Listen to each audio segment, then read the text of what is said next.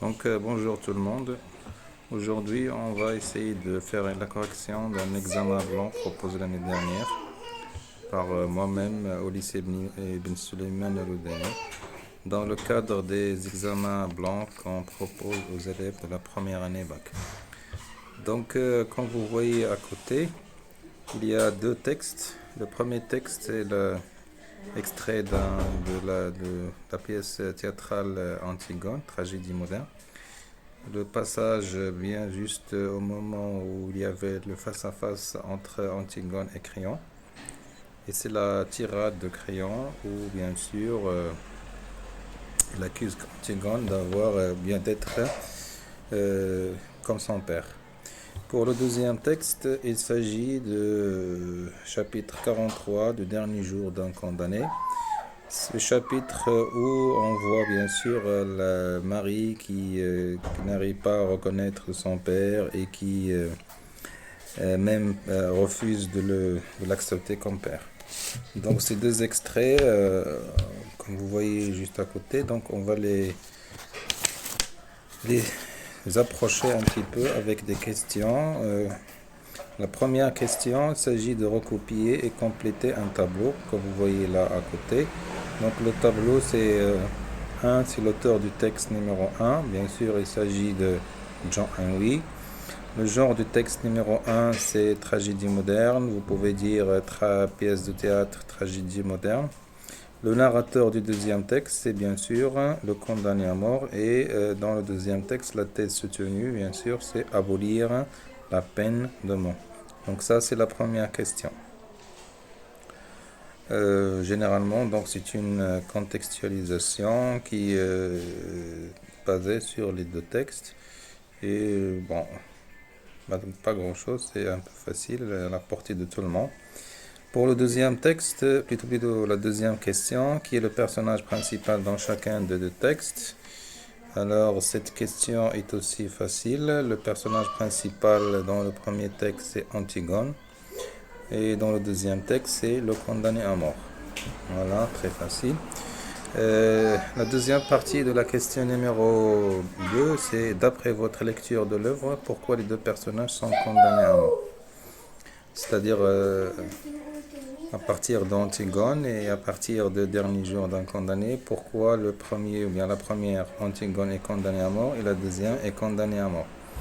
Alors, Antigone est condamné à mort parce que, comme vous le savez très bien, il a transgressé la loi en enterrant son frère. Et il a refusé, bien sûr, de se soumettre à la loi de Créon. Par contre, le condamné à mort, lui, il a fait, comme vous le savez très bien, un crime de sang. C'est comme ça qu'il a été proposé par Victor Hugo, un crime de sang, et vous savez très bien pourquoi. Donc, si vous ne savez pas, bien sûr, c'est que là, un crime de sang, c'est une notion, c'est une expression qui est un peu vague, et c'est une façon d'échapper aux questions des lecteurs et d'être aussi convaincant, c'est-à-dire essayer de ne pas montrer le crime pour ne pas montrer que le condamné avait vraiment tué, etc. Donc, on essaye de ne pas montrer ça. Relever une phrase au crayon, ça c'est la troisième question. Relever une phrase au crayon fait allusion au mythe d'Oedipe. Eh bien, dans le texte, comme vous le voyez à côté, il y a la phrase où et tuer votre père et coucher avec votre mère. Et apprendre tout cela après. Voilà, donc ça c'est la phrase, vous trouverez juste au milieu, bien sûr, et tuer votre père et coucher avec votre mère. Vous savez très bien que Oedipe avait tué son père, bien sûr, au moment où il l'avait rencontré. Voilà, donc c'est ça la phrase, et tuer votre père et coucher avec votre mère. Il s'agit bien là de mythe d'Oedipe, où le garçon avait tué son père au moment où il le rencontrait dans une rue, bien sûr, un chemin étroit. Et il a bien sûr, après avoir déchiffré l'énigme du Sphinx, il a bien sûr épousé la reine Jocaste, qui est bien sûr sa mère sans le savoir. Il l'avait épousée et après ils ont eu 4 enfants. Pour la question numéro 4, relevez à partir de la tirade la différence entre Créon et la famille d'Antigone. C'est-à-dire, après avoir lu la tirade, vous devez essayer de dégager quelle est la différence de, bien sûr, la différence qui a été proposée par Créon. Quelle est la différence entre Créon et, euh, de l'autre côté, la famille d'Antigone. Alors, tout simplement, comme il avait dit, euh, euh, ça veut dire que pour Créon, c'est quelqu'un qui est modeste, alors que pour la famille de Créon, ce sont des orgueilleux. On a commencé la tirade en disant l'orgueil de Deep, tu es l'orgueil de Deep, moi je le vois au fond de tes yeux, etc. Et euh, au milieu du texte, vous trouverez Thèbes a droit maintenant à un prince sans histoire. Moi, je m'appelle seulement Créon, Dieu merci, j'ai mes deux pieds par terre. Ça veut dire je suis modeste. Vous, vous êtes orgueilleux. Donc ça, c'est la différence entre les deux familles, celle de Créon, ou bien justement la différence entre Créon et toute la famille de Antigone, à savoir Antigone elle-même et le roi. Relevé à partir du deuxième texte, ça c'est la question numéro 5, deux indices qui montrent que Marie ne reconnaît pas son père. Alors là, on va partir dans le deuxième texte et on va essayer de trouver deux phrases, deux expressions qui montrent que la fille ne reconnaît pas son père. Alors, premier indice, elle a dit à son père, monsieur. Et deuxième indice, vers la fin du texte, quand on lui a dit, est-ce que tu ne me connais point? La petite fille répond, ah bien non. Ça veut dire qu'il n'arrive pas à connaître son père. Et ben, le premier indice, c'est le monsieur. Il a dit à son père monsieur. Et le deuxième indice, il a dit non quand son père lui a demandé est-ce qu'il le reconnaît. Donc c'est ah bien non. Pour la question numéro 6, le condamné accepte-t-il la méconnaissance de sa fille ou cherche-t-il à la justifier? Relevez une phrase du deuxième texte pour justifier votre réponse. La question est un peu compliquée pour certains, donc ils m'ont dit certains élèves qui n'étaient pas clairs, mais bon, je vais essayer de la clarifier. Le condamné, est-ce qu'il accepte quand sa fille a dit je te reconnais pas, est-ce qu'il accepte ça? Ou bien il va chercher une explication en disant peut-être il a oublié, peut-être etc. Donc c'est vrai, ça c'est la deuxième partie qui est vraie. Donc la petite fille n'a pas reconnu son père et son père cherche à justifier cela. La preuve, c'est que vous trouverez bien sûr vers la fin du texte, monsieur, il y a bientôt un an qu'il ne m'a vu. La pauvre enfant, il m'a oublié visage, parole, accent. Et puis qui me reconnaîtrait avec cette barbe? Donc il cherche à montrer que sa fille l'avait oublié. Et il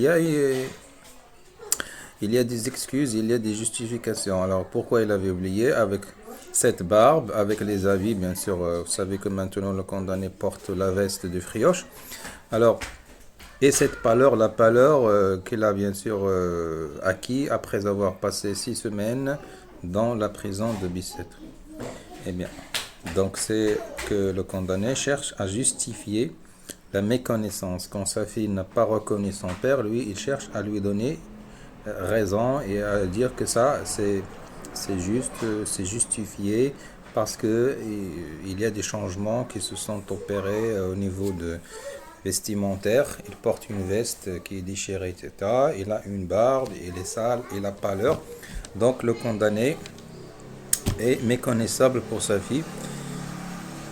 Donc la réponse, c'est il cherche à la justifier. La justification, vous trouverez dans le paragraphe qui commence par monsieur, il y a bientôt un an qu'il m'a vu, la pauvre enfant, il m'a oublié, visage, parole, etc. Dans numéro 5, plutôt numéro 7, on est sur numéro 7, relever une métaphore et une gradation du deux textes. Alors, métaphore. On commence par la métaphore. Si vous voyez un petit peu la tirade de Crayon vers la fin, tu ne t'es pas regardé, Moinou? Si vous avez fait bien attention dans la boîte à merveilles, le premier texte c'était le narrateur qui parlait d'un moineau. C'est quoi le moineau? Bon, ça, le moineau c'est l'oiseau. Et maintenant c'est un oiseau, bien sûr, très connu aussi au Maroc. Et donc c'est le crayon c'est le roi crayon qui qui compare Antigone à un moineau, à un oiseau. Donc ça, c'est une métaphore. La gradation, on peut dire, d'après les deux textes, qu'il y a bien sûr une gradation. Si vous regardez un petit peu le deuxième texte, il m'a regardé, ou bien il me regardait d'un air étonné, caressé, embrassé, dévoré de baisers et se laissant faire. Donc ça, c'est, il y a une gradation dans les actions. Et on peut parler d'une gradation en soulignant cette phrase, bien sûr, comme réponse à la question numéro 7. Alors, pour la question numéro 7b, souligner les faits recherchés. Pour la métaphore, comparée à Antigone et Moineau, c'est une façon de dire qu'elle est maigre et que, bien sûr, Créon se moque d'elle. Elle est maigre, petite, il n'a pas vraiment le poids pour l'affronter, lui qui est le roi, qui est très fort, qui est robuste, comme il a été dit dans le prologue. Alors que pour la gradation, vous avez la phrase, bien sûr, étonné, caressé, embrassé, dévoré et de baiser et se laissant faire. Là, c'est une gradation qui montre, bien sûr, à quel point, bien, il insiste, parce qu'on sait très bien que la gradation, c'est une figure d'insistance. Il s'agit bien d'insister sur les grands sentiments éprouvés par le condamné à sa fille. Donc c'est une gradation, c'est une progression dans les sentiments qui arriverait à son paroxysme pour insister sur le grand amour du condamné pour sa fille Marie. Il a caressé sa fille, il a embrassé, il a bien sûr exprimé tout ça avec une gradation. Donnez 4 mots du champ lexical des angoisses à partir des deux textes. Les angoisses, c'est quoi les angoisses? Ce sont des, bien sûr, situations être angoissé, être dérangé, être triste, c'est un sentiment. Donc vous pouvez donner plusieurs mots, d'accord? Les angoisses. 4 mots, c'est 4 mots. Donc on va chercher 4 mots dans le texte. Alors, il y en a bien sûr le mot inquiet, le mot pleurer, donc le deuxième texte, sanglot, une poitrine enflée. Donc il y a sanglot, il y a cri, il y a inquiet, il y a pleurer. C'est les angoisses, c'est les tristesses, le champ lexical de sentiment. Numéro 9, Antigone a-t-elle bien agi en bravant la loi de Créon? On vous demande votre point de vue là-dessus. Donc, c'est-à-dire, est-ce qu'il a bien fait? Chacun va dire ce qu'il pense. Certains vont dire Antigone, je pense qu'Antigone a bien fait. Ou bien, je pense qu'Antigone n'a pas bien fait. Pourquoi? Il a bien fait, donc il a bien enterré son frère par devoir, parce que c'est son frère, Polynice, et il doit l'enterrer. Ça, c'est bien sûr une justification pour ses bienfaits. Pour il n'a pas bien fait, donc on peut dire, parce que il doit respecter la loi, il doit exprimer un certain respect pour son oncle. Ce sont des justifications à titre comment dire, indicatif. Vous pouvez en utiliser d'autres, vous pouvez seulement prendre ceci. Pour la 10e question, en comparant les deux types de relations que présentent les textes en question, dites quel est pour vous le meilleur, bien le meilleur exemple de relation familiale. Justifiez votre point de vue. Donc, les deux textes présentent des relations familiales. D'une part, il y a Créon et Antigone. D'autre part, il y a le père et le condamné et sa fille. Alors, on voit qu'il y a un conflit, c'est-à-dire une relation conflictuelle, tendue, entre Créon et Antigone. Ça, c'est dans le premier texte. Dans le deuxième texte, on voit que le père aime beaucoup sa fille et s'attache beaucoup à elle. Et s'il n'y avait pas vraiment cette méconnaissance, on va voir vraiment qu'il y a un sentiment intense et que la fille aime vraiment son père. Vu que dans le texte, elle a dit qu'elle aime beaucoup son père et elle prie pour lui chaque matin et soir sur les genoux de sa maman. Donc il y a une relation d'amour. Alors, le meilleur exemple de famille, on va être, comment dire, On peut prendre le meilleur exemple, c'est celui d'un amour, parce que si vous dites la relation conflictuelle, vous serez un peu en opposition avec la situation. Donc le meilleur exemple, ce serait l'exemple d'un amour intense entre les deux membres de la même famille, contrairement à cette relation qui était un peu conflictuelle entre Créon et Antigone. C'est vrai que Créon aime Antigone, mais Antigone, elle avait un devoir, il a fait, et ce qui a fait que les deux, bien sûr, étaient un peu en dispute et que ils étaient en opposition, ils ont une relation un peu tendue. Alors, c'est préférable, c'est mieux de choisir une relation où il y a beaucoup d'amour, beaucoup de sentiments, beaucoup de tendresse envers son prochain. Ça, c'est pour la question numéro 10 et vous justifiez. La production écrite, toujours on parle d'un plan dialectique. Dans la boîte à merveille, le narrateur préfère nouer des relations avec des objets que de s'entretenir avec des adultes. Croyez-vous que la compagnie des adultes fournit une expérience fructueuse aux jeunes? Donc le sujet, c'est tout simplement la dernière phrase. Accompagner des adultes, ça vous donnera des expériences, ça vous permet d'avoir plus d'expérience, ou au contraire, ça ne vous apprend rien. C'est mieux d'aller, par exemple, chercher dans les livres, voir la télévision, voir des films sur Internet, chercher l'information, chercher des expériences par vous-même, que de s'approcher d'un adulte. Donc il y en a des gens qui vont dire, moi j'aimerais être avec un adulte parce qu'il est plus âgé, mûr, il a de l'expérience, il peut nous donner des conseils.